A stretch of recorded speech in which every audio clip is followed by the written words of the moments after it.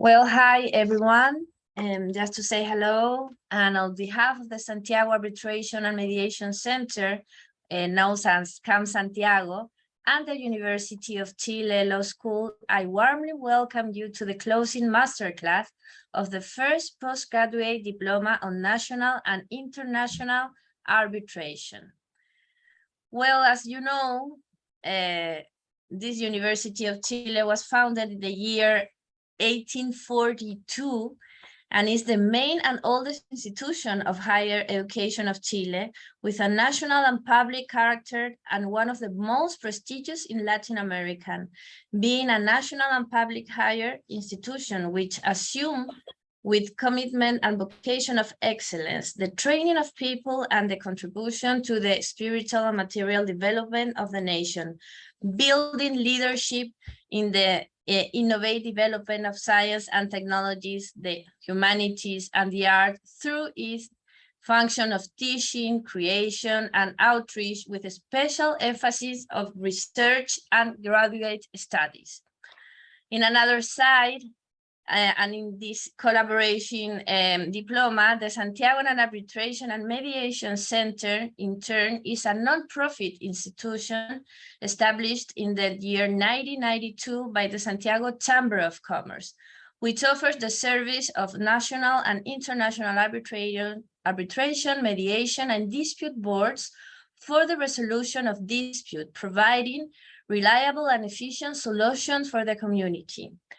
With more than 5,600 cases between arbitration and mediation that have been managed by the CAM Santiago, this institution has become the Chile's leading dispute resolution organization and one of the most important arbitration institutions in Latin America due to the support of the judicial branch of the Republic of Chile to develop of arbitration.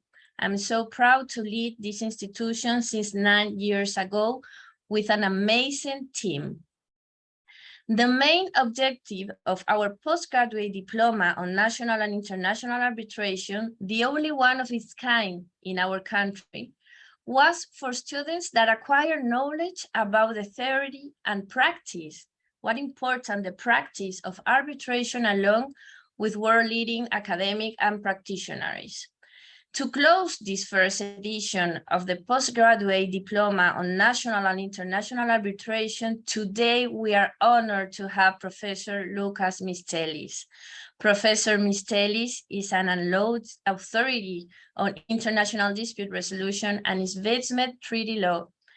He is Clive Schmitthoff Professor for Transnational Commercial Law and Arbitration at the Queen Mary University for London and Director of the Queen Mary's and UNIDROIT Institution of Transnational Commercial Law and International Arbitration Partner with Clyde & Code, based in London.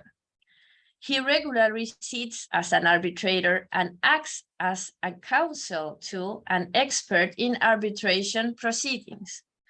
Among his many publications in recent years, Professor Mistelis is general editor and author of the book Concise International Arbitration, and co-editor of the books UN Convention of Contracts for the International Sales and of Goods, a commentary, and the evolution and future of international arbitration, also the role of arbitration in shipping law. Thank you very much, Professor Mistelis, for being with us today and for having accepted our invitation. We know your agenda is full, so it's an honor for us to have you here today. The floor is yours, Professor. Thank you very much, Macarena, for this very kind and indeed generous introduction. I have a bit of a tradition of being in Chile in August. I think the first time that I was today, of course, only virtually, but I remember the summer of the August 2007, when the first time I was visiting Chile and offering a program in Cepal, that there was snow, and I was sort of in between holidays, and but still the people are incredibly warm, and I have been back several times also to Camp Santiago for programs. Therefore, I'm incredibly honored and very, very pleased to be with you and the audience today for this inaugural postgraduate diploma, which I understand that it reaches now its end. I'm going to address today in a rather traditional lecture style the topic of the evolution of arbitrator as a profession. And I'm saying that in a more traditional lecture style is that I'm not going to give a Socratic lecture, but I will welcome questions throughout the process, and I will also allow time for discussion at the end. So the outline effectively of the class will have 5 parts. The first and the last one are rather shorter. There's a prologue which explains why I have selected this particular theme, although I'm not sure whether this is a theme that was suggested to me or I offered it.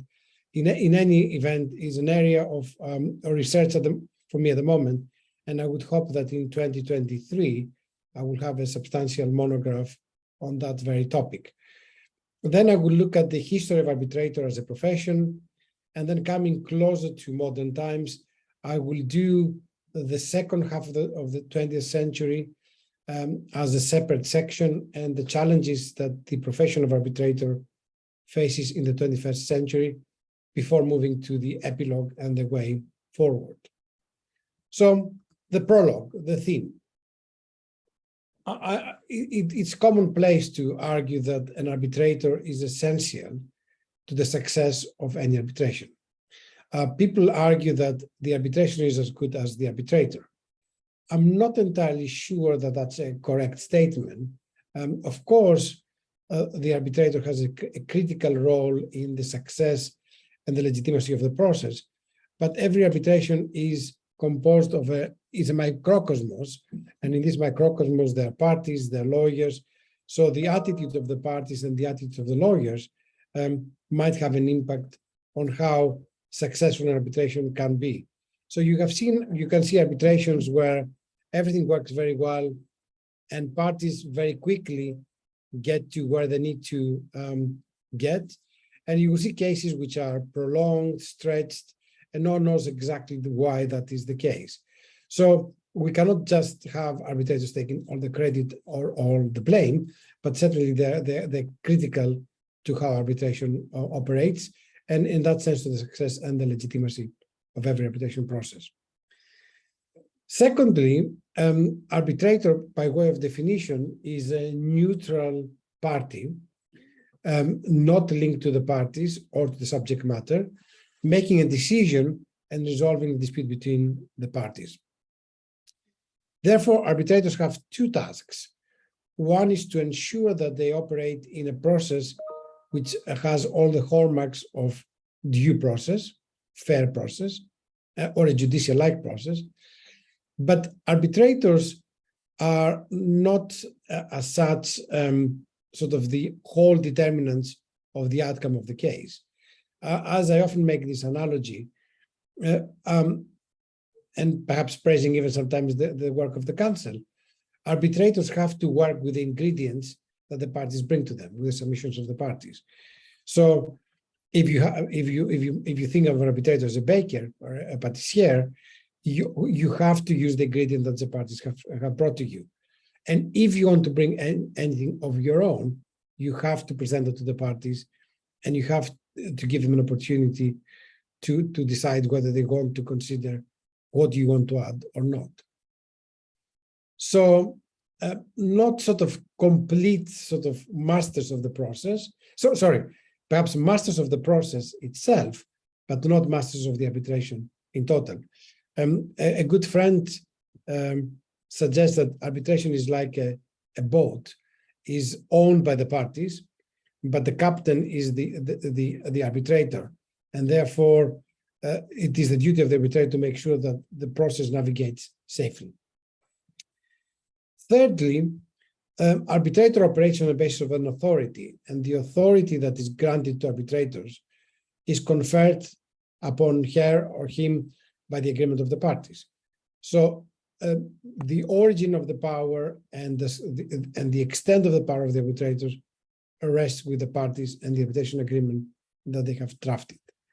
Now, what we would see in the evolution is that in the 20th century and the 21st century in particular, in the 21st century and to some extent even on the 19th century, but fully accepted now the 21st century, arbitrators are recognized and protected by law. If you look at the country which has, in some respects, a slightly medieval structure, the city of London, which is separate from the UK jurisdiction, which has, as you know, professions and guilds in this sort of almost medieval structure, arbitrators were recognized as profession 106 in order. So it's not one of the early professions, but is rather more recent. Now, last not least, arbitrators are also subject recently to a lot of criticism. There were articles in newspapers in Germany, in France, in Austria, to some extent in the United States, where they say that arbitrators are secret judges, making decisions, operating out of luxurious offices with crystal chandeliers and marble staircases. That might be true for some, it's not true for all arbitrators. And certainly arbitrators are not secret judges, but are judges that operate a private justice system.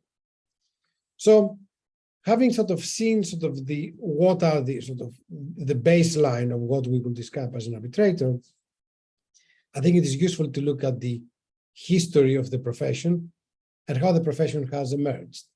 And in that history, I will reflect 6 periods. And we are fortunate enough now to have extensive research done in a lot of these periods, primarily by a scholar called Derek Roebuck at the University of London. So the early time arbitrators was in the ancient times, and I'm not going to go back to Greece, although I would have the temptation naturally as a Greek, is the model of the town elder, a widely respected member of the community in a tribe, in a village or a town that the parties entrust with the decision-making in this particular process. Then we have some consolidation of the practice in medieval times, perhaps starting somewhere in the 12th century and through the 17th century, perhaps even early 18th century. That's what I will call the period of lex mercatoria, where the arbitrator is not necessarily a lawyer, but is certainly somebody respected by the professions, by the industry, is the industry expert.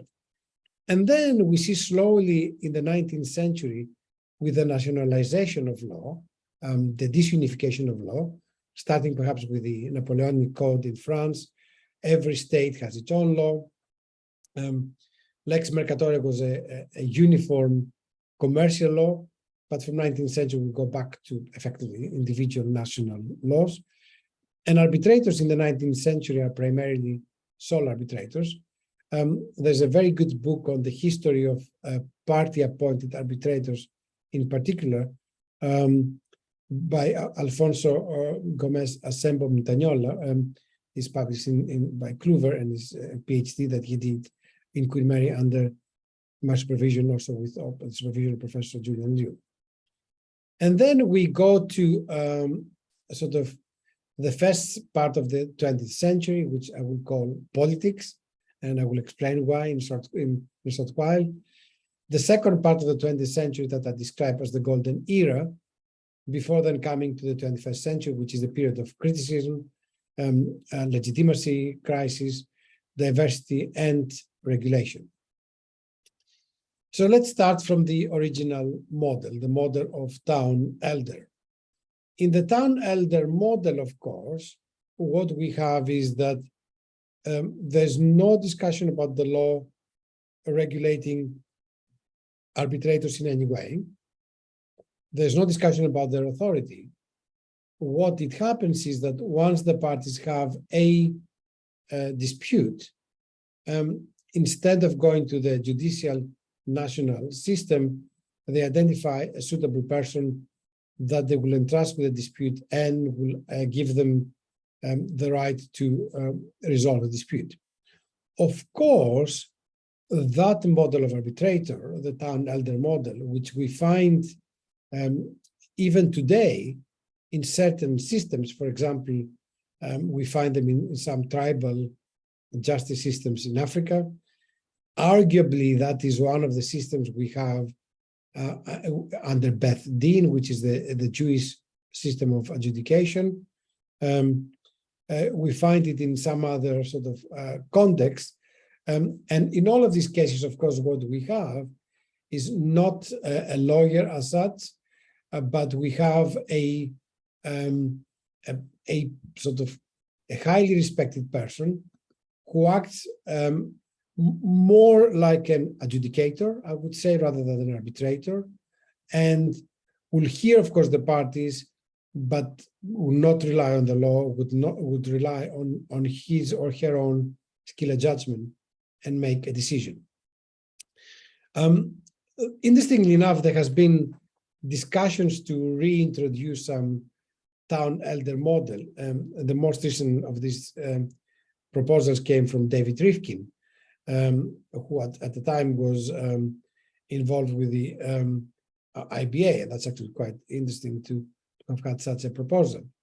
But my concern about the town elder is that we have no hallmarks of due process, and we have a system which is very, very hybrid, and effectively we give quite a bit of power to the person, and we entrust the personality rather than in the institution for this process. I think where we have moved from there, we moved to a sort of the lex mercatoria type system, the sort of the industry expert. And if you look, for example, at this sort of fairly old document, and you see that there was a merchant directory, so there was the complete guide to all men in business. And I know the language appears to be sexist, but it's a bit of a few years back. And this is, you see, the professions that recognized professions are traders, they are emitters, which translates apparently as bankers, owners, sort of landowners, freighters, captains, insurance brokers, factors, agents, supercargoers. And of course, as I told you, a lot of other professions have been added to that process. But within each of these professions, within each of these guilds, there was often an internal system for the resolution of the disputes. And with that own system, there was a lot of power and respect for these people. Of course, lex mercatoria is not a lawless process. We have a substantive, a set of substantive rules of law, lex mercatoria, and in addition to, of course, the substantive rules of law, we have a judicial system, arbitration effectively, which is working on the back of this spontaneously developed legal order. So in the medieval times, the powers that the state powers were vested with feudal leaders, kings, dukes, etc. But their own power was only relating to criminal law and relating to personal status law, inheritance as well. Everything else was a result of party autonomy, and it was this spontaneous legal order, the lex mercatoria. And in that system, of course, we have had a very substantial sort of growth of practice. And we are fortunate, of course, that over the years there have been various codifications which have been very, very helpful indeed. So from that movement, we moved to sort of the 19th century arbitrator, still almost single gender, largely. The sole arbitrator, typically a lawyer, and some of them acquiring sort of a legendary status. That continued very much through the sort of first half of the 20th century. These people were highly respected, were sort of former judges, they were senior lawyers, they were, again, the town elder model, but with some sort of checks and balances that one will associate with a legal training and the legal profession. So, but moving forward, we come to the first half of the 20th century, what I described as the politics. Of course, there's an element of politics in arbitration, particularly in investment arbitration, over the years. But that particular example that is described here, it comes from an excellent article by my late friend, Johnny Vida, which was called Lloyd George, Lenin, and the Cannibals. What Johnny Vida describes in this particular article, which is indeed excellent, is that in the beginning of the 20th century, there was a number of nationalizations affected by the Bolsheviks who took power in Russia, and which became then the Soviet Union. As part of these nationalizations, there were a number of concessionaires in the oil and gas, in the mining industry, and that prompted a number of disputes.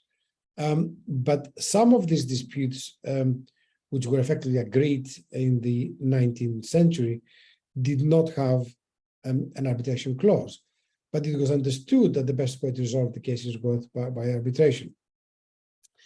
So Johnny Vida then describes how there has been a number of negotiations between Lloyd George, the British Prime Minister, and Lenin, with view of finding a way of agreeing to arbitration and a method of appointing arbitrators, coming to the model of each party appointing one arbitrator, and they jointly appointing the chair. As I indicated, in the 19th century, we had primarily sole arbitrators. In medieval times, we had primarily sole arbitrators, with the exception of shipping, where we had two arbitrators, not three arbitrators. Each party will appoint one, and if these two arbitrators cannot agree, then an umpire, a term you might know from tennis, for example, or from cricket, an umpire will make a decision between the two arbitrators. So Lloyd George and Lenin were very much aware that the umpire solution is not acceptable. It gives too much power in a single person.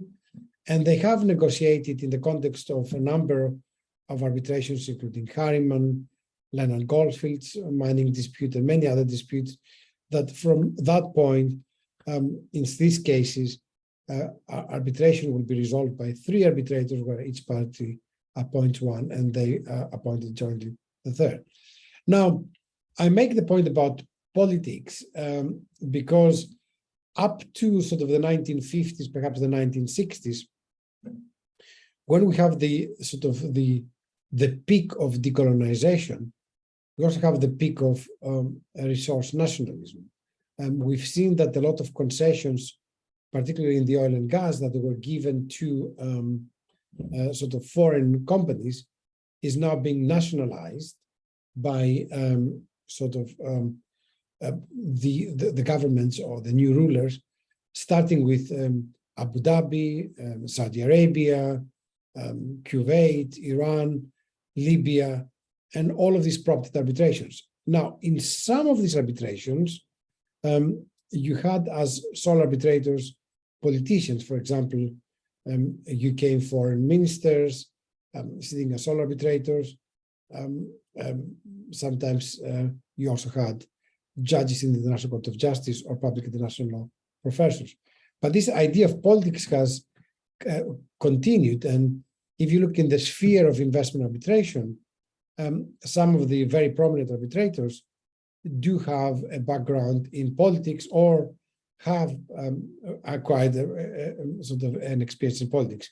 And I'm thinking, for example, Yves Fortier, who was a Canadian diplomat and Minister of Foreign Affairs, or Marc Lalonde, who was a Justice Minister in Canada again, or Teresa Cheng in Hong Kong, who became the Justice Minister. So we've seen some of that sort of that politics and the law could work. Of course, the example that is I described the negotiation between Lloyd George and Lenin. Politicians only offer good services; they do not make the decisions. But we've seen that over the years, arbitrators were making the decision. So around that time, of course, we see, and of course, one impact of the politics was these nationalization cases prompted the creation of OPEC, which was a proposal of Venezuela when they saw what was happening in the Arabian Peninsula. And therefore, they resolved to refrain from having arbitrations with countries where the Seven Sisters, the big oil companies, were situated. Something, of course, which did not last for many years, from the creation of OPEC to the first cases involving US, UK, French, Dutch parties, did not take that long. Now, the second part of the 20th century, I describe it as the golden era. And I'm saying that for two reasons. Sort of the middle sort of bullet point, if you want, is a bit cheeky on my behalf as a professor arbitrator. But what we have seen is in 1958, or an original recommendation that went to the United Nations by the International Chamber of Commerce, we have the adoption of the New York Convention on the Recognition and Enforcement of Foreign Judgments.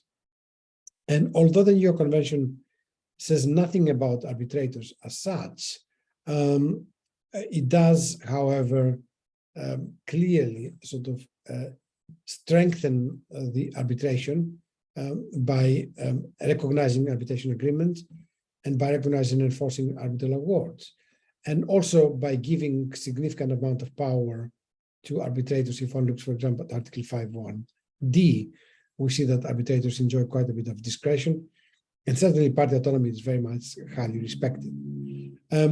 So you see on the map that the New York Convention has very, very wide acceptance, is one of the most widely accepted sort of conventions anywhere in the world. Also in this part of the second half of the New York Convention, we've seen a broader growth of arbitration, both in geographies and in subject matter. For example, if you look at one of your neighbors, Brazil was a very low starter in arbitration. It did adopt an arbitration, modern arbitration law in 1996, but this law was challenged in the Constitutional Court until about 2001, where a decision was made that the law was constitutional. And the main thrust of the challenge before the Constitutional Court in Brazil was that the law was providing also for arbitration of future disputes, not only of existing disputes, and that would seem to be unacceptable. But that's the growth. I mean, Brazil is one of the highest sort of users of ICC services. There's a significant export of arbitration lawyers all over the world, and Brazilian arbitrators all over the world. And the growth, of course, meant, which is also coincides with the second half of the 20th century, of what subjects might be arbitrated. So it came sort of clear that even issues of insolvency, to some respect, competition, commercial use of intellectual property, all of these matters can be arbitrated. So that growth is indeed very significant. And coming now to the 21st century, I think 21st century has perhaps two characteristics. One is the diversity, and the other is regulation. And that is primarily linked to the quest for legitimacy, because there were periods when the legitimacy of arbitration was seriously challenged. And it was seriously challenged because partly arbitration was seen as a secret justice system, but also arbitration objectively was not diverse enough. And if you are an African party and you have a dispute with another African party, and all your arbitrators are 3 English lawyers sitting in, I don't know where, that doesn't look right. You don't have anyone in the room that looks like you. And you don't have full confidence that your views will be heard properly and they will be appropriately reflected upon. So then going closely to the 2 areas I would like to describe, the second half of the golden era, where of course we see most of the development of the arbitrator as a profession, and the 21st century. So the golden era, of course, I mentioned the New York Convention, and one cannot underestimate the importance of the New York Convention. It is indeed sort of equivalent to the Magna Carta of arbitration, or whatever sort of value you want to give it, sort of the Bible or the Quran or the Torah. But what we have also seen in the second half of the 20th century is the growth of arbitral institutions. We've heard that CAM Santiago has been in operation for 30 years, so fairly late starter, but in the 1990s. Of course, in classical continental and Europe and England, so the LCIA was created in 1895, and there was one more institution which has been revamped recently, the London Chamber of Arbitration and Mediation, which goes back to 1880. And of course, we have the ICC from the 1920s and many other institutions. But we have certainly seen a proliferation of arbitral institutions in the second half of the 20th century. Institutions have a very, very important role. They are sources of information, they're sources of regulation, and they're also sources of controls, checks and balances, because institutions know arbitrators better than anyone else. They know lawyers quite well, and they also connect very often with businesses, especially if they're attached to a chamber of commerce, like in Chile, and therefore have a much sort of a broader ability to bring things forward. Of course, institutions, arbitration institutions, have developed over the years to what I would call multi-door dispute resolution centers, because we have under arbitration institutions now mediation, you have emergency arbitration, which is perhaps a function that was entrusted with courts in the past, and we might, as things going on, have institutions take a role in enforcement or in asset tracing going forward. The third main feature of the golden era is the consolidation of ad hoc arbitration, because in the 19th century, almost all arbitration was ad hoc. There was a bit of a debate in the first half of the 20th century whether all arbitration was ad hoc, and indeed ad hoc arbitration was very important in the 20th century. It might have got a bit less important in the late half of the 20th century, but in my view, it gains a lot of support as well in the 21st century. But up to 1976, we did not have a set of rules which were universally accepted for ad hoc arbitration.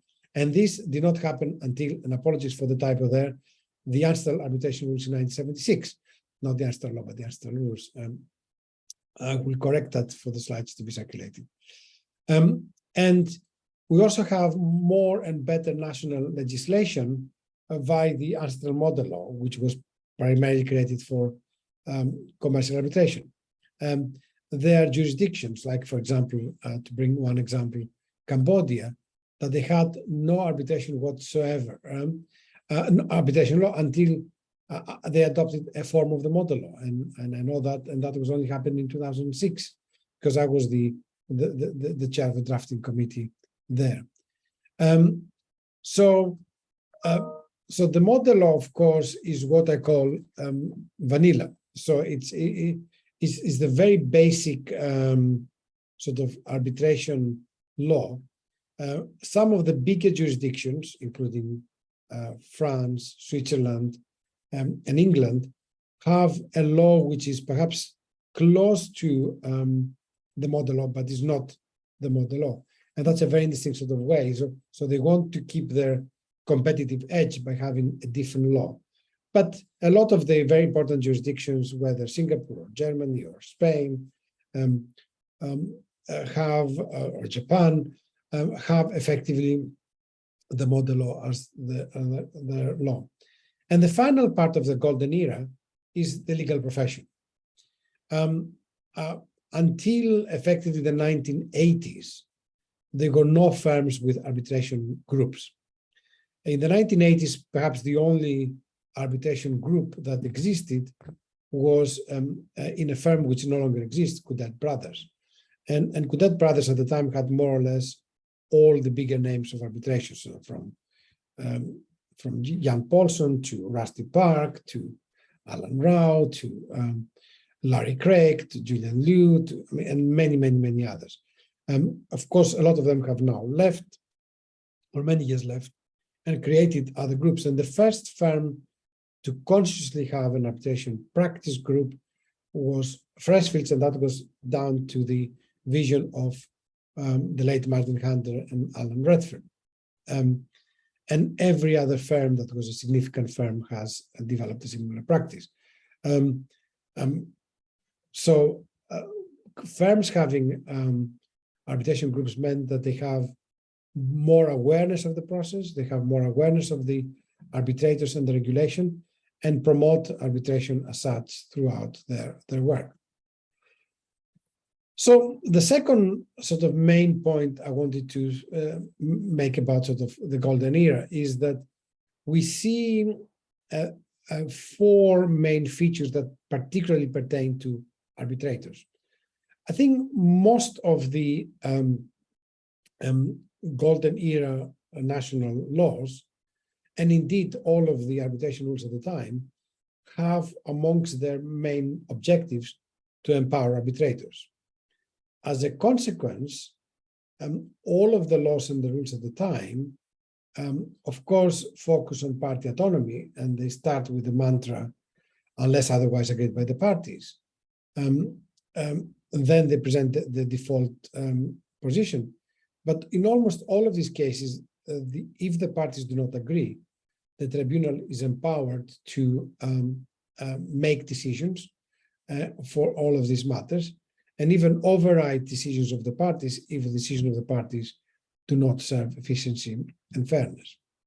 So therefore, this empowerment process has made arbitrators more or less justice administrators, so effectively judges, private judges, and that status has been confirmed by effectively all legislation available.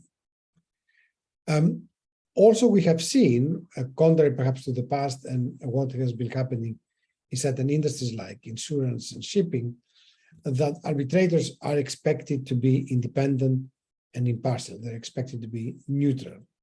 And of course, we need both independence and impartiality, because as we say, independence is needed to make sure that justice is seen to be done, and impartiality is needed in order for justice to be done. It's very much like Caesar's wife. We expect her to be faithful to Caesar, but more important is to appear to be faithful to Caesar, not to just be.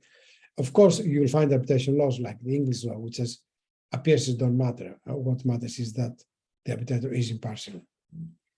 Of course, what goes with that sort of chain of factors, arbitrators being just administrators, they have power. If they're independent and impartial, they also enjoy immunity. Although in the immunity sphere, we have seen some changes over the years, and I will come back to that in a short while. So what then we know at the end of the golden era, sort of around 2000? Arbitrators have only one right, the right to be paid. They do their service, they provide the service, and they can be paid. They have a number of duties, duties which are codified in rules and law. They have to complete their mandate, and they have to render an award.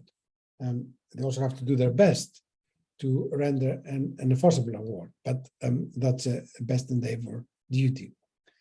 they have to uphold the confidentiality of the proceedings and the confidentiality of the content of the proceedings. They also have to treat the parties and their lawyers equally and fairly. That's the due process requirement.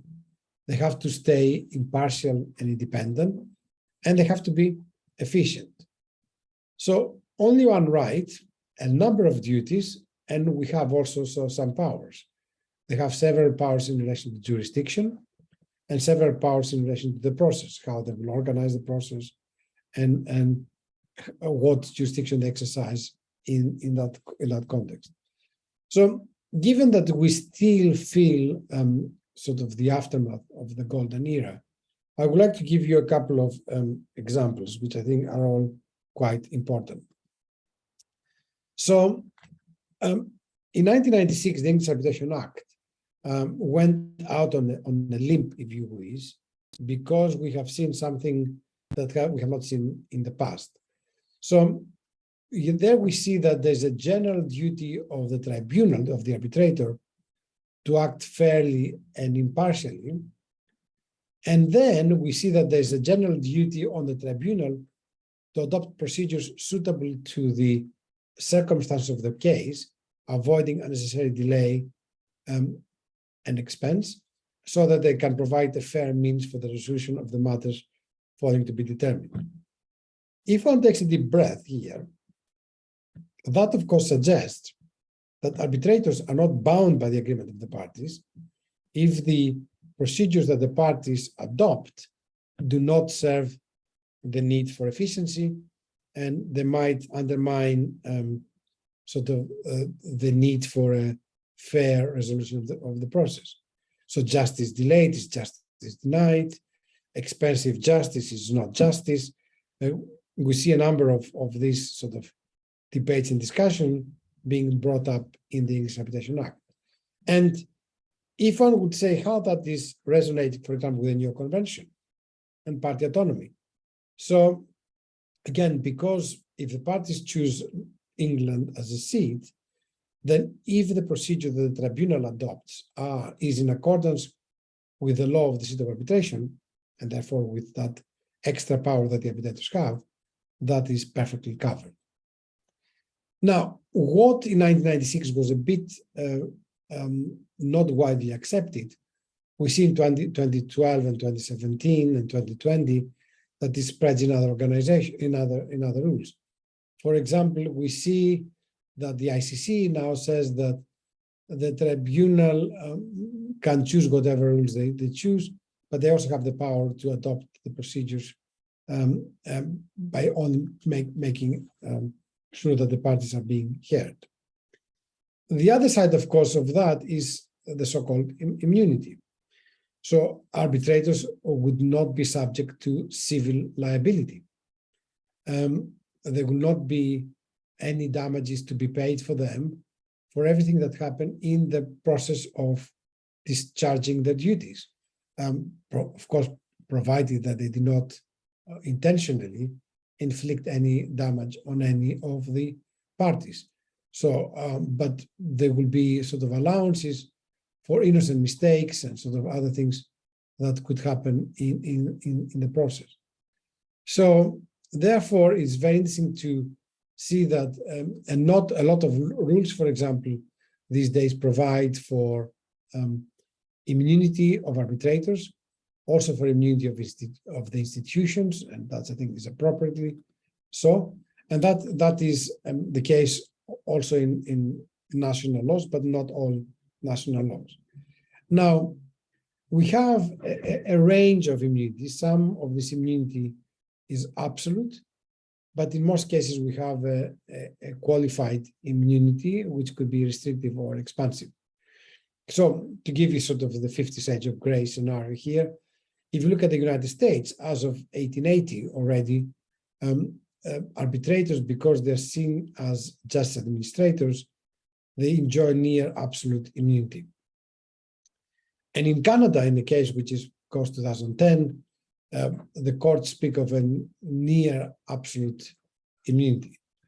But if you look, for example, at Austria, we see that the immunity is subject to the condition that the award is not set aside. So if the award survives a challenge, then the arbitrator will never have liability. But if the award is set aside, doesn't survive, then there's a presumption there's no immunity. And then we have Finland. I give you an example, but that applies to most of the Nordic Scandinavian states, is their arbitrators are seen as service providers, and therefore they have no specific immunity. It's very much like a doctor or an engineer or an architect or a civil engineer. If something goes wrong in the way they are discharging their duties, they would be liable, and that's the end of the story. They might have to repay the fees, they might have to do something else. Of course, we've seen even sort of unwelcome variations in some jurisdictions. For example, United Arab Emirates, Dubai, which had the aspiration of becoming a major arbitration seat. In a number of cases were brought for criminal liability against very well-known arbitrators. In the first case, the case was against Alexis Moore, who was for a long time president of the ICC Court of International Arbitration. In a similar case, the same party against Doug Jones, Humphrey Lloyd QC, Stephen First QC. I mean, Doug Jones, a prominent professor, arbitrator, Humphrey Lloyd, a former judge.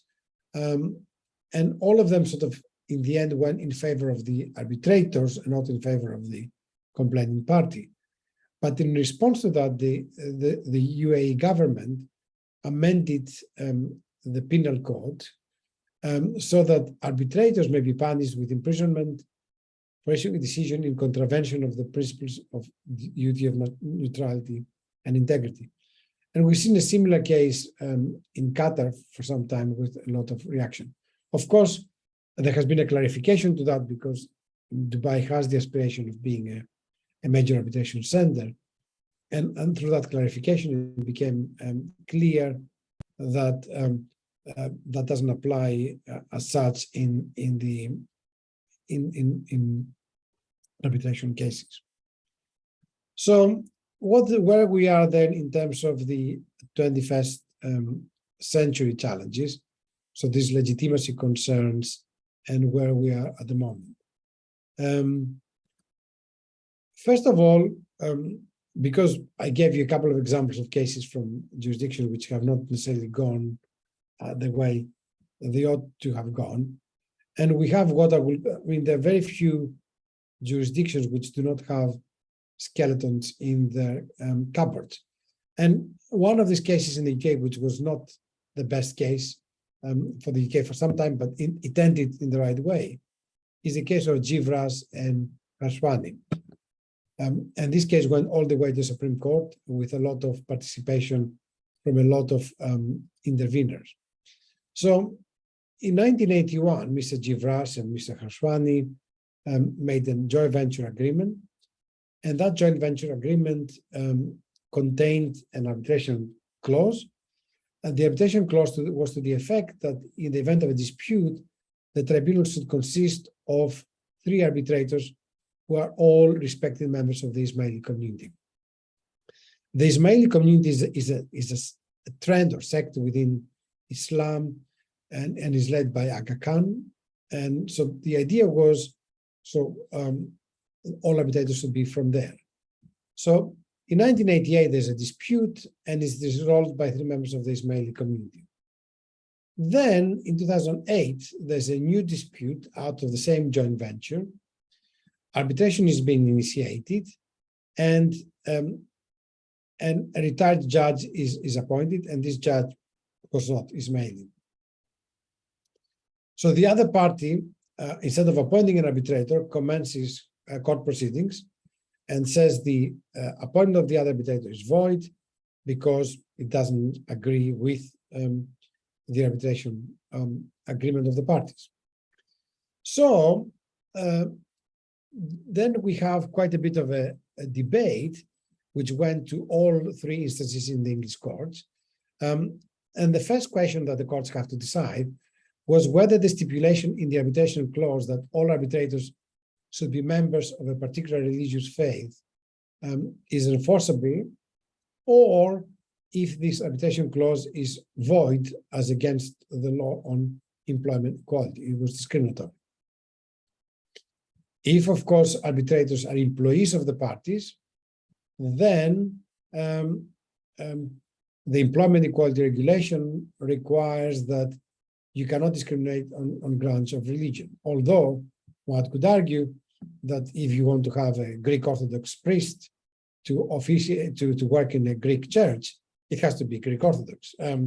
Or if you want to have a rabbi of a particular part of the Jewish faith, that's actually legitimate. But there, of course, there was exception, but not for arbitrators.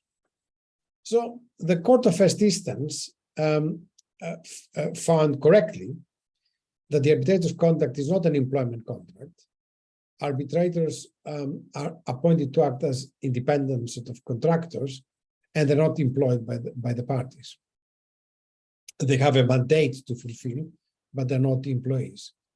And they also found that in any event, the stipulation for Ismaili arbitrators was a genuine occupational requirement, was exempted, like a Greek priest, a Greek Orthodox priest for a Greek church, or a rabbi for a synagogue.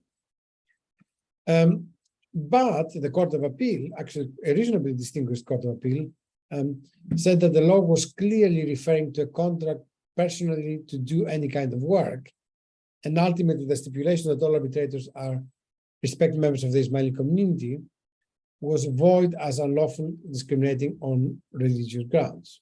So I think one could be reasonably happy with the High Court, but the Court of Appeal raises quite a bit of eyebrows. So what did the Supreme Court say? The Supreme Court said, and sort of set the record straight, but a couple of years later, and after the parties have sort of incurred quite a bit of expense, they said that the role of the arbitrator is not naturally described as employment under a contract, personally to do work, and that there's a clear distinction between those who are employed and those who are independent providers of services who are not in a relationship of subordination with the person that receives the service. So we have sort of that sort of interesting sort of clarification. One would have thought that is that would not need it to go through the Supreme Court. Of course, the Supreme Court continued that the stipulation on faith in this particular context was a proper sort of occupational requirement for the job, and the Ismaili community has demonstrated an ethos based on religion for dispute resolution contained within the community. The parties could properly regard arbitration before three Ismailis as likely to involve a procedure in which the parties could have confidence and to lead to conclusions of fact in which they will have particular confidence. And of course, whether nationality or other requirements are discriminatory, said all institutions contain certain limitations.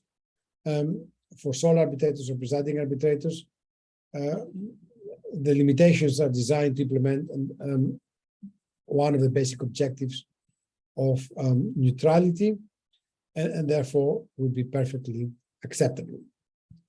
So it's interesting that we have Jivaras about 11 years ago, at a time when, effectively a bit earlier, 2008, we start seeing a broader legitimacy crisis of arbitration, mainly focused on investment arbitration, but with an element of contamination, or if you wish, cross-contamination to commercial arbitration.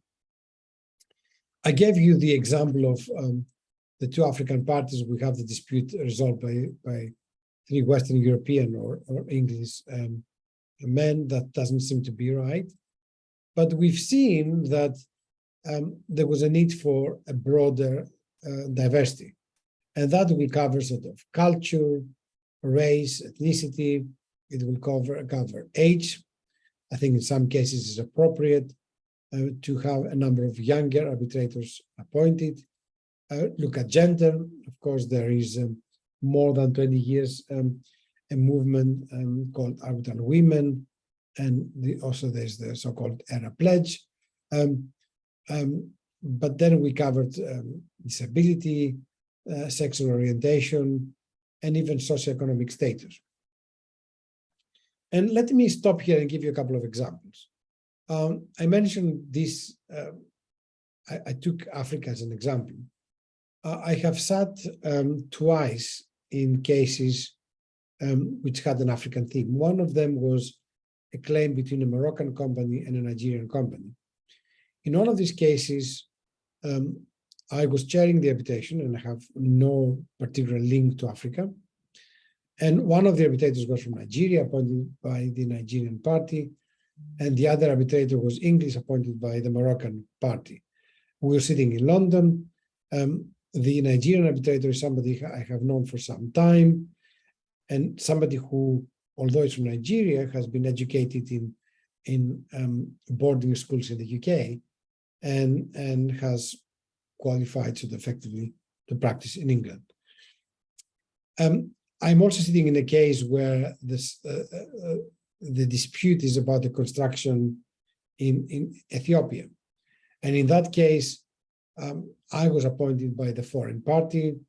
The Ethiopian government appointed an Ethiopian arbitrator, somebody who is in the Supreme Court and well-educated. And then we have agreed on a female chair from Nigeria. So that seems to be coming a bit closer to sort of the expectation of diversity that the parties would have liked.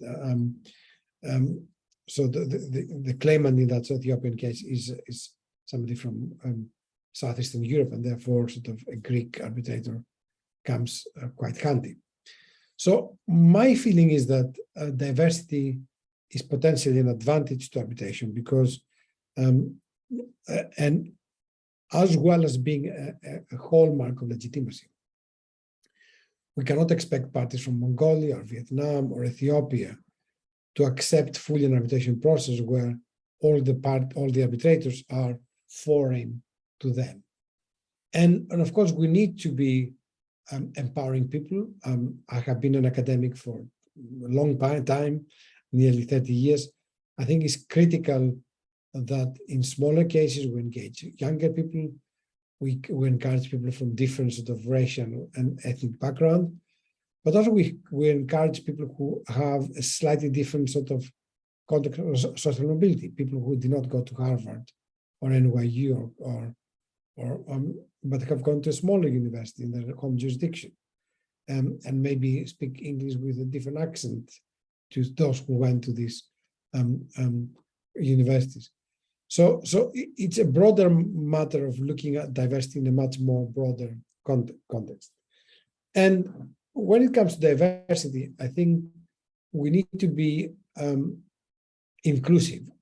I don't think that diversity is just a gender issue, and I don't think that diversity is just a matter of age, but all of the elements we have seen in the previous slides, sort of culture, religion, social status, gender, age, disability are part of diversity in my respect, and therefore need to be properly sort of addressed. I will address the question about technology in a short while. And I think actually technology is an important aspect because immediately after the COVID pandemic, I was sitting in an arbitration with two retired judges, one being a former Court of Appeal judge, and the other was a former High Court judge. The former High Court of Appeal judge, both were excellent. They have, at the time, they have never seen or used Zoom before. They have not even really switched on the computer because they had clerks doing that. And that was March 2020. So if we had in that particular tribunal slightly younger people who had a better sort of fluency in technology, that would have made life much easier. For many, many years, especially when I was living before children, when I was living in a smaller apartment in central London, I did not have space to put all my files. So in some of these cases, you have 40, 50, 60, 70 binders, and that's for one case. If you do 6 cases, you need rooms to store books. I started digitalizing all my cases. So if the parties were not giving me an electronic version, I will get an assistant to produce an electronic version, and I will have all the file on my iPad. I even encourage parties to make the submissions on an iPad. So give and take it back and sort of load the extra data that they want to load. So technology, I think, has advanced arbitration in terms of efficiency, but has been a bit of a challenge for some of the older arbitrators who might have been a bit less technologically fluent. And it has been an opportunity for arbitrators who are much more technology savvy to get where they need to get. So back to the sort of diversity issue. I think diversity is primarily important for purposes of legitimacy. It's a way of convincing parties that is their arbitration, because the parties that resolve the matter are quite similar to them. Now, how do we measure diversity? This is an area where I'm a bit concerned, because we saw that institutions have started sort of making statements about how they champion diversity. And for example, you see that last year we have made 45% of our appointments were women, 55% were men. Great, absolutely wonderful. Now, if one were to look a bit closer, how many women constitute the 45% and how many men? Out of the 55 men, you could have, for example, let's say 40 or 50 different men. And out of the 45, you have effectively 4 women who've taken a lot of cases each. Is that diversity? Isn't diversity also indicative that we open up the pool of arbitrators? How many of them are young? How many of them are the first, that's the first appointment? And why on earth institutions report the data differently? Will it be essential to convince all arbitration institutions to deliver their data in a similar way? And I think that's all of the things that one would like to be pushing in a direction and trying to get them where they need to get. So for me, diversity is a matter of legitimacy, but it's also a matter of democratization. I have, in my arbitration career, which is perhaps about 20, 22 years, I have done cases which were as small as 40,000 euros to cases which are as big as $8 billion. Now, in this sort of broader scope of cases, you could have cases where the lawyers or the arbitrators involved in the case have not done another case before, because that was the very first case that they have ever dealt with, and therefore they bring with them the litigation baggage. They might not speak the language, partly sort of address Leonor's question. They might not know English in the same way as you would expect them to know, and you might even have a bit of prejudice about them. I recall many years back speaking to a head of an arbitral institution saying that they had a case where one of the parties, the respondent party, was from North Korea. And they said, and they said, well, they came, none of them speaks English. They have brought somebody from the embassy to translate, but they're not even part of the New York Convention. So in this case, it's going to be a disaster. And when I saw him perhaps a couple of years later and asked him about this case, he told me that the North Korean party prevailed in the arbitration. So the diversity democratization means that we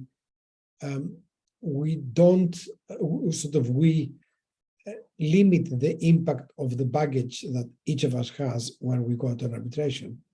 by trying to be more open-minded and try to put ourselves in the shoes of the party making the submissions and understand why a submission is being made. Now, Leonor asks whether languages is an element of diversity. That is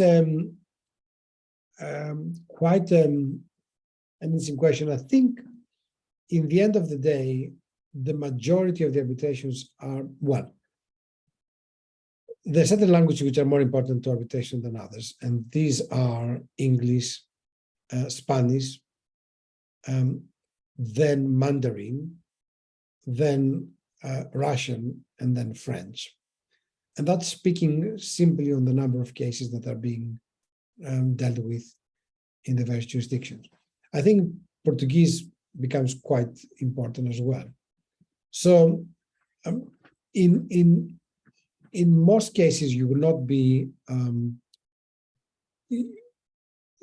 the arbitration will be in a language that you speak fluently, because otherwise you will not be selected. I think as part of Clyde, for example, we have quite a number of cases in Latin America, and my Spanish is good enough to order beer and food and do some shopping, but perhaps not to write an award. And therefore, if I'm involved in the case, if the case is not in English, my role will be advisor to the colleagues who run the case. But if, however, you look at sort of cases which are in other languages, then I think what you need is the open-mindedness. So if somebody does not speak the language accurately or precisely, one has to be trying to ask the right question to get to the bottom of that. And I think that's also true for arbitrators and counsel. And there's nothing wrong with asking and trying to get to the bottom of it. To give you an example, some time ago, one of my first cases, I was in a bilingual arbitration, which was in English and German. Now, the dispute was between a German party and a Malaysian party.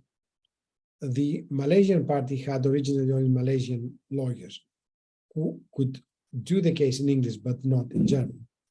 The German party appointed a German law firm that could do the case in both German and English. Now, the tribunal was chaired by a French-Swiss arbitrator. She was excellent, but here German had a strong sort of French accent. An English lawyer living in Germany who was quite fixated about sort of how different the German law is to the English law. And me, who was sort of Greek educated in Germany and living in England. And each of us spoke German with a different accent. Each of us spoke German with a different sort of level of confidence rather than fluency.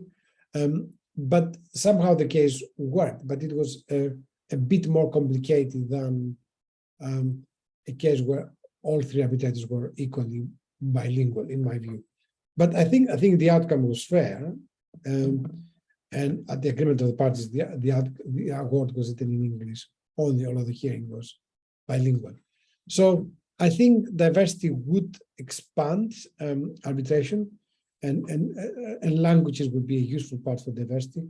I have done a couple of construction cases in an Eastern European country that I do not speak the language, Balkans rather, because they could not find a neutral arbitrator who spoke the language. So they found somebody who would possibly find an assistant in that who spoke the language to do that work. So it was quite interesting to see that in this context. So this democratization is I think actually the real legitimacy process, and I think diversity, if it's seen as hand in hand with the broader concept of democratization, of the openness of the process, anyone has access, and no one is deemed to be superior to the other.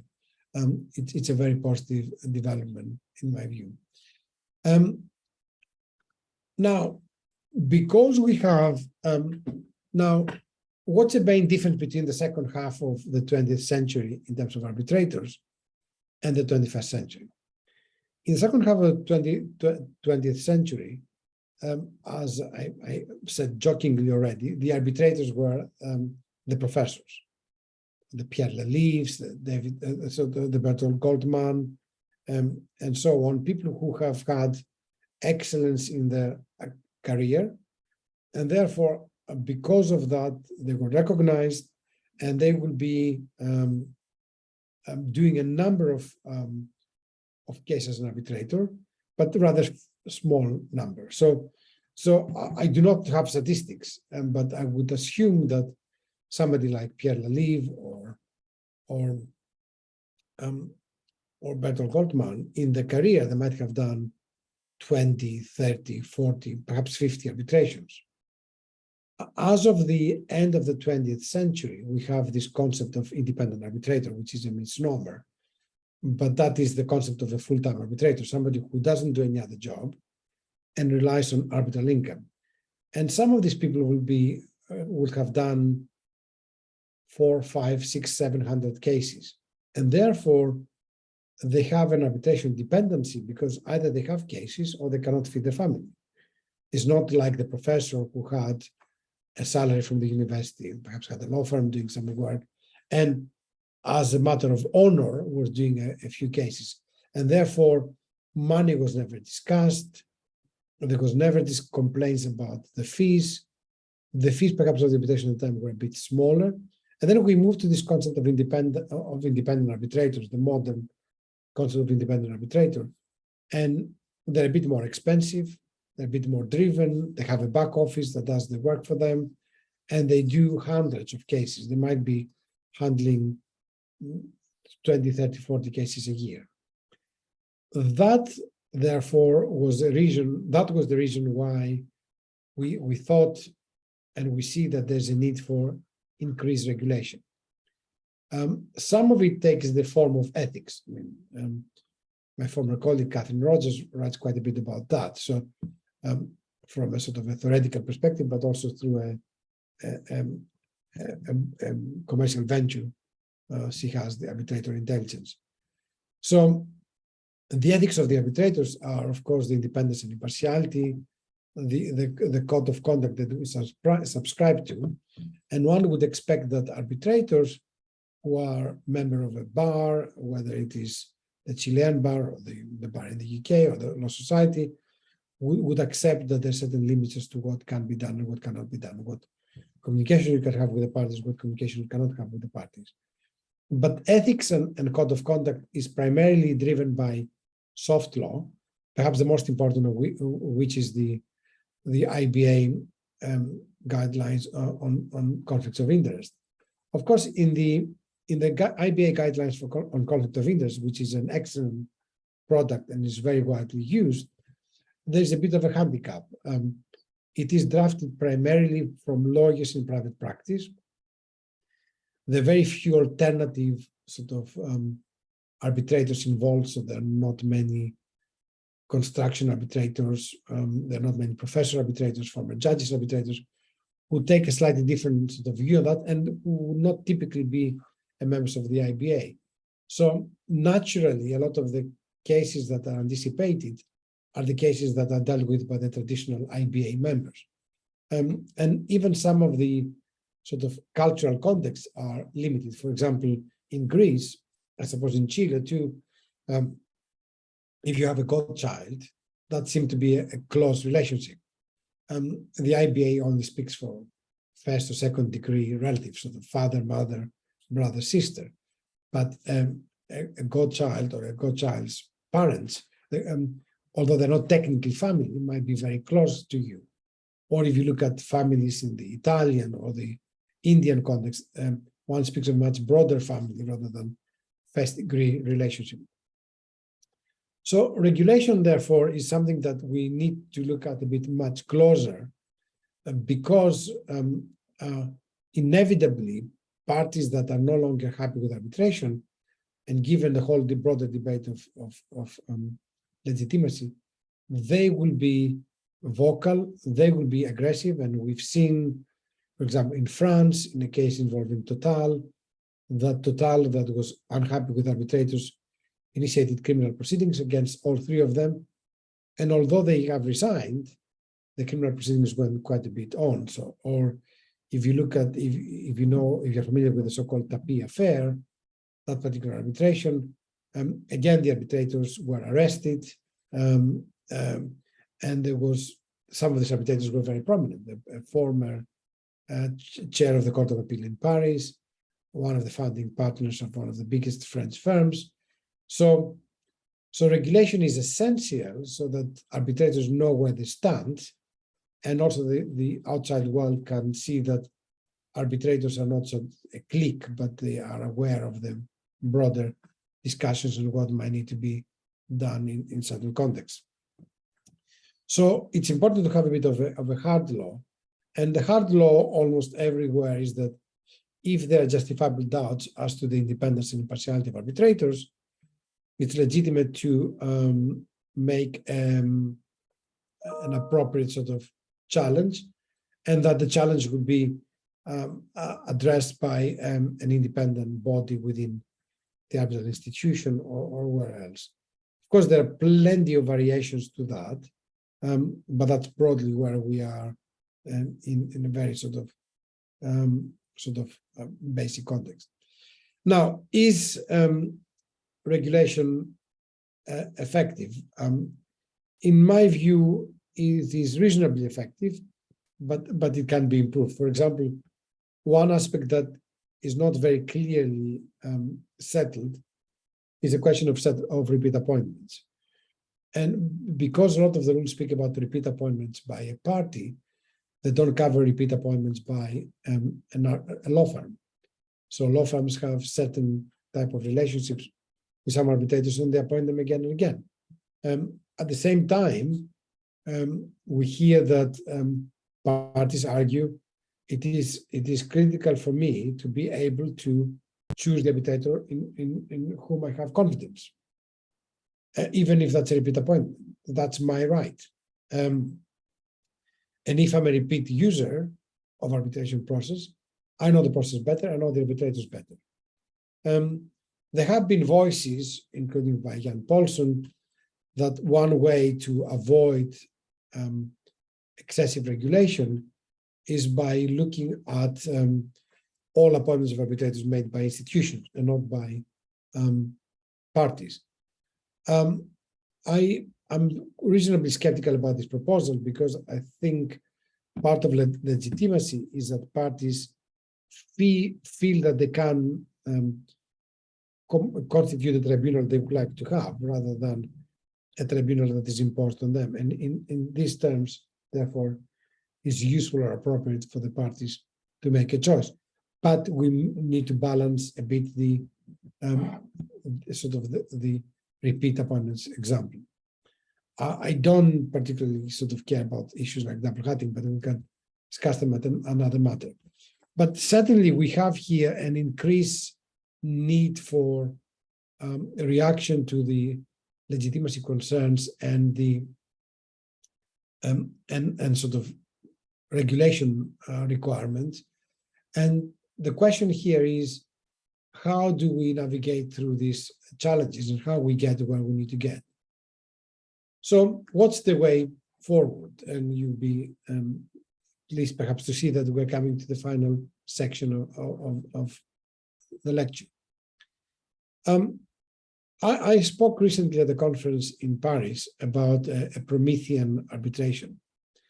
And I'm not sure how familiar we are with arbitration, but one of the legends or myths of Prometheus and his brother Epimetheus is that they have been asked to grant gifts to everyone in a fair fashion. And I think one important thing for arbitration is to share gifts. I think it's important to people be less greedy, to have a mental sort of number of cases they can deal with, and every other case beyond that should be moved to the next person. It's important for people to empower the younger generation.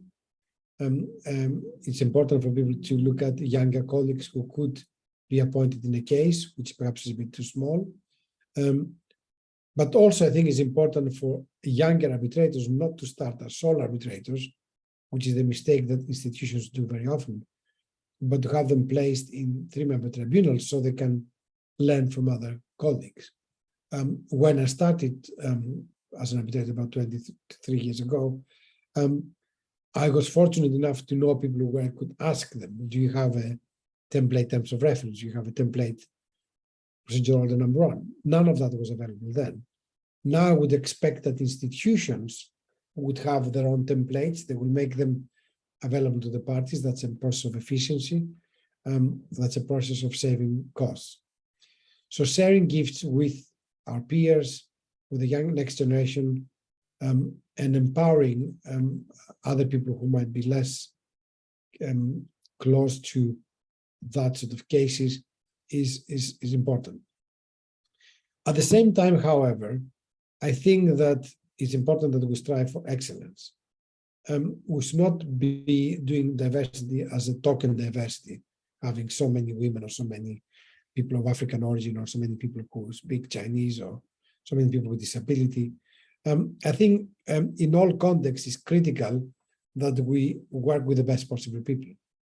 And you will see that in every single jurisdiction there will be excellent people who are perhaps not within one's radar, but it's critical to sort of identify these people, try to bring them up through conferences, events, networking, mentorship programs, and so on. The third point I wanted to make, and for the avoidance of doubt, I'm not a supporter of Mr. Trump, I've never been, but be aware of fake news.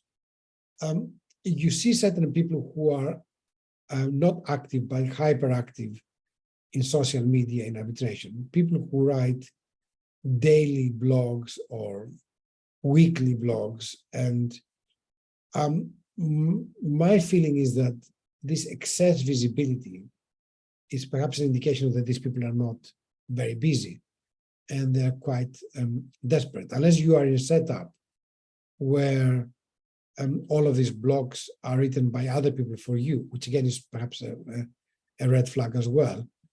People who you will be happy to see people speaking here and there, but not speaking in 15 conferences a week, and I'm not going to make examples for that, but my word of warning would be people who are constantly making comments on Orgamit, TDM, whatever it is, or sort of Clover blog, and I will question how busy they are and how capable they are to handle cases. I think it's different to write blogs and different to write awards. So who appears to be a big name might not be a big name. You will not see Bridget Stern or Stanimir Alexandrov or Jan Paulson or sort of being in every single conference or writing constantly on social media. Every now and then, yes, but not too often. The next point, of course, to make by the way of how arbitrators are, the arbitration is developing as a profession, I think is we're having an organic growth. For example, we've seen now that arbitration has expanded in 3 areas. One is insolvency, which is something that in 15, 20 years ago was rather unheard of. The other is technology. The other is life science. I could perhaps even add to that banking and finance. Now, that means that there will be people who have specialist knowledge of the subject matters and emerge in the process, and therefore could do very, very well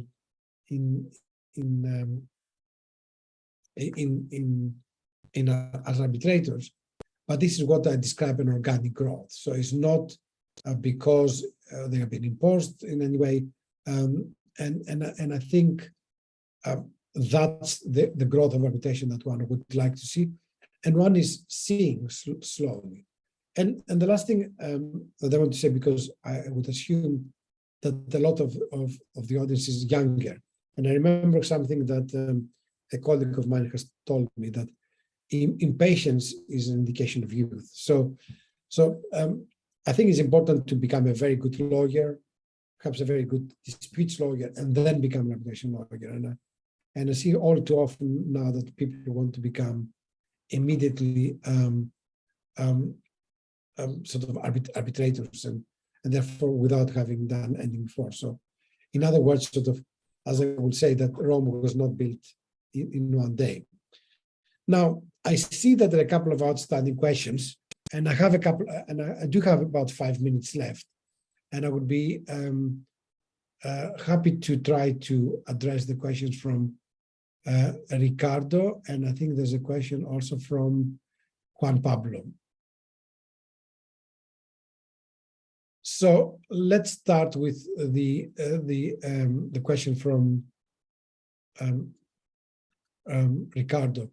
Ricardo is asking that the foreign investment regime has been subject to criticism, absolutely, and the EU has pushed for the introduction of an investment court system, which is supposed to be merging features of arbitration with judicial settlement, changing the essence of arbitration. I think the proposal of the EU has two problems. One is that the original proposal comes from WTO, and we know that the WTO has had sort of a bit of problems, especially in the appellate body, for the last 6 or 7 years because of the way the appointment has been done. My view is that the EU proposal is not a proposal for a permanent arbitration court. They thought that it was also perhaps modeled after the Iran-US Claims Tribunal, which is an arbitration system, but is more modeled to WTO. And therefore, I think that we are missing substantial benefits of the arbitration process that don't seem to have translated. My view is that if it were to be the case that that all of the EU model succeeds, and I have quite a bit of hesitation as to how that is viable. I think if it were to be accepted by the time of being accepted to be implemented, perhaps we are a decade or more away from that. And my research shows that particularly multinational enterprises, they will prefer to have contractually agreed arbitration rather than sort of a system of an investment court system, which of course creates the next problem, that is the ones who will be shortchanged are not the multinational corporations, but the small and medium-sized enterprises who have had the benefit of the investment regime as we know it. So I'm not too enthusiastic about the process, the proposal rather, and I don't think the proposal that was made is a proposal for an arbitration system. And it was a bit embarrassing that the EU for some time insisted that one could use the New York Convention for the enforcement of such decisions. So, of course, the jury's out, and we have to wait at least until 2025, or if not, a few more years to see whether that proposal will get support. In relation to Juan Pablo's question about what happens with modern technologies, blockchain, metaverse, etc.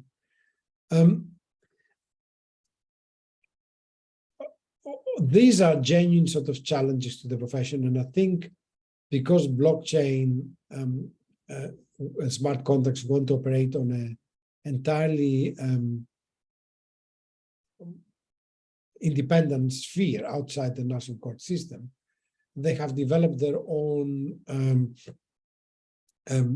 closed dispute resolution system. So most smart contracts and blockchain have their own internal arbitration system, some of which is based on artificial intelligence, and some of which will be based on an adjudicator coming in that process.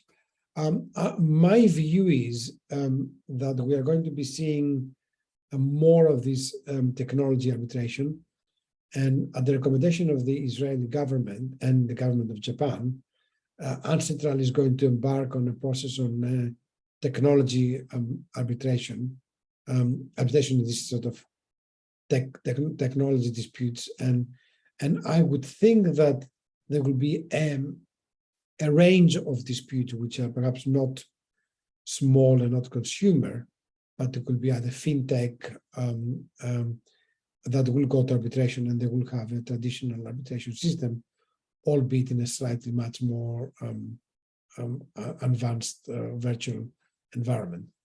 So I think that's, in my view, seems to be the direction of travel, and I think we'll be getting there quite soon. I also see that there is a hand from Luis Torales.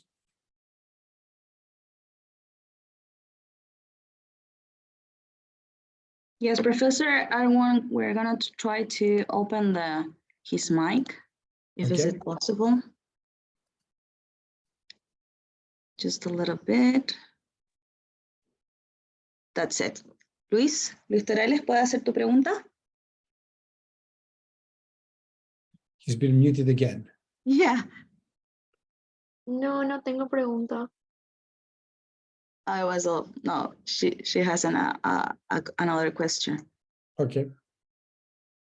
And we'll look again in the chat if there are another question for the professor. I would like to give the floor to Ana Maria Maure.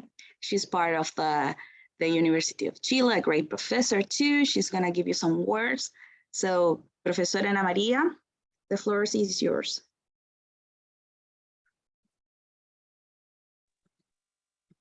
Thank you very much, Laura. It was very, very nice, and you made a great conference, Professor Loukas Mistelis. It was an honor, of course, to have you in our closing conference of our, is it a new version? Is an agreement that we have signed between the School of Law of the University of Chile and the Arbitration and Mediation Center of the Santiago Chamber of Commerce. This agreement, we started 2 years ago to implement this new postgraduate diploma in national and international commercial arbitration. And this is our first version in 2022.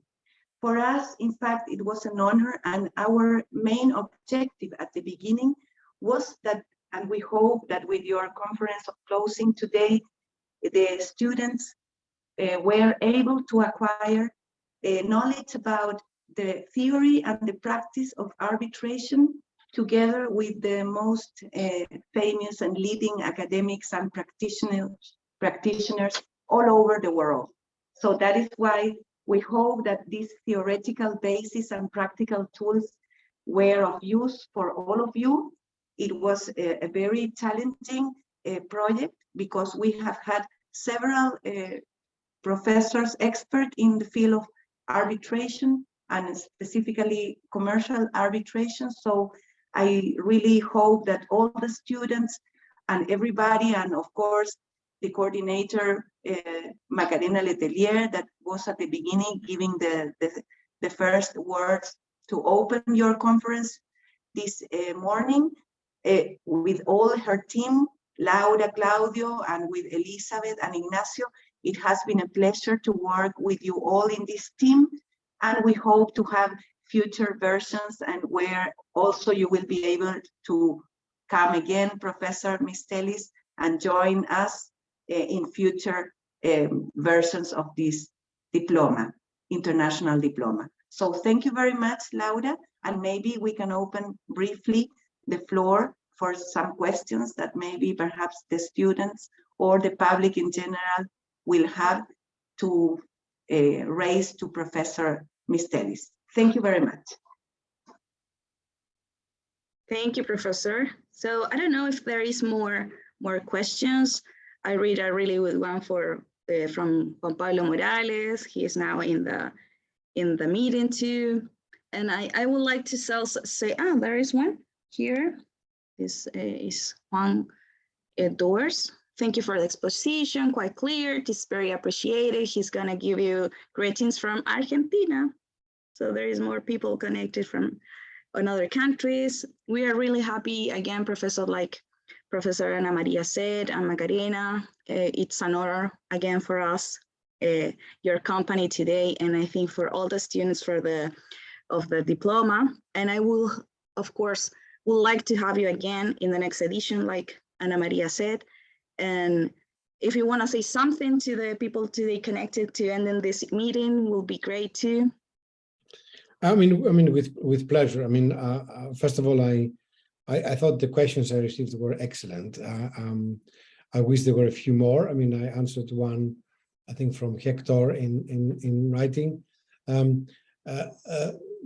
I think it's important for any of these programs to have interaction with people from other countries, and arbitration, the way it has developed as an international profession, is incredibly important to cross borders, and both culturally, but also sort of in terms of legal education, training, and I think there is I think when we see people who have achieved greatness in arbitration, almost invariably they have been experienced in practice and living in more than one jurisdiction.